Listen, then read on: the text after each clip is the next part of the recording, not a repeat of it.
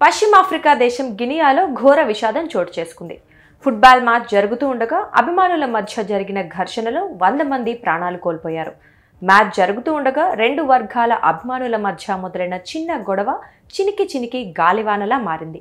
మ్యాచ్కు హాజరైన ప్రేక్షకులు రెండు వర్గాలుగా చీలిపోయి ఒకరిపై ఒకరు దాడులు చేసుకున్నారు.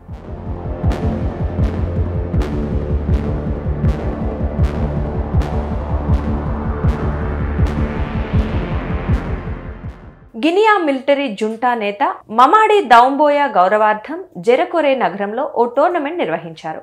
ఇందులో భాగంగా ఆదివారం జరిగిన ఫుట్బాల్ మ్యాచ్ మధ్యలో రిఫరీ తీసుకున్న ఓ నిర్ణయం వివాదాస్పదమైంది.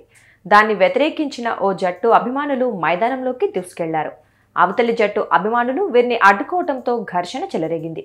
దీంతో వేలాది మంది అభిమానులు వీధుల్లోకి వచ్చి పరస్పరం దాడులకు పాల్పడ్డారు.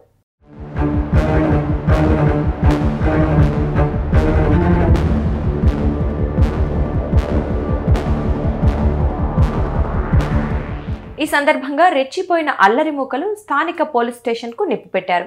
ఈ హింసాత్మక ఘర్షణల్లో 100 మందికి పైగా చనిపోగా అనేక మంది తీవ్రంగా గాయపడ్డారు. క్షతగాత్రుల్లో చాలా మంది పరిస్థితి విషమంగా ఉండటంతో మృతుల సంఖ్య పెరిగే అవకాశం ఉన్నట్లు అధికారులు చెబుతున్నారు. ఈ ఘర్షణకు సంబంధించిన వీడియోలు సోషల్ మీడియాలో వైరల్గా మారాయి.